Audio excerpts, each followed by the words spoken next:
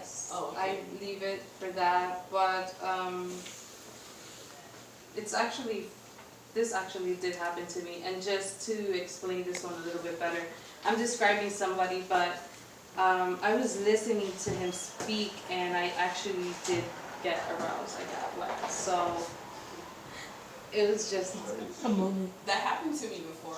The first time I heard Saul Williams, I swear to God, I don't know who that is, and I'll check it out. dude, please. He's a lyricist. Dude. He's amazing. Okay. Like the first time I heard Saul Williams, I was like, what the fuck is going on? Yeah. So it just like made me started pursuing a different type of man, Yeah. or just developing my taste in men. Right, Because right. I'm like, if I am able to get mentally as well as physically stimulated by someone just by hearing what they have to say, it's like, what the fuck That's is just happening? It's just foreplay. one person. It's foreplay on its Thank own. you. By the time you reach to that actual physical contact, Right. you're beyond the levels of. Exactly. So yeah, that's where, you know. And another thing that ties into this was some research I did that women actually fall in love when they're having an orgasm, and we sort of go into our subconscious more than we stay conscious. Men are actually on a conscious state; they're protective, they're making sure they're doing their thing, and we're lost, you know, in the heavens. No. The right way, and the way that, from my research, it's just the actual slow process works best. Because men associate love with that commitment. Like, I know I'm gonna go back to you to feel this emotional rise and this physical rise.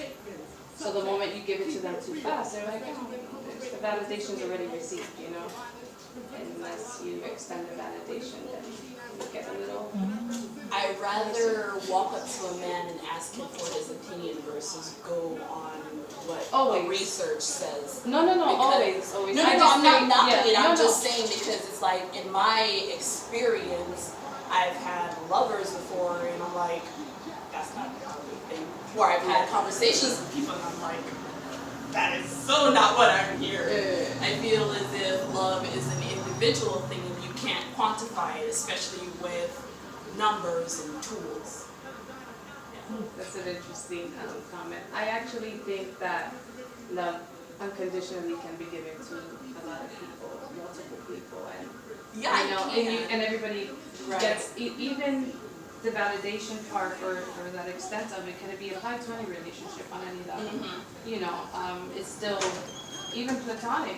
Even in our conversation, if you constantly, you're still funny, shit, Right. you know, like fuck this girl's always saying this shit. Right. You know, you get a good stick of it. So it applies to every relationship.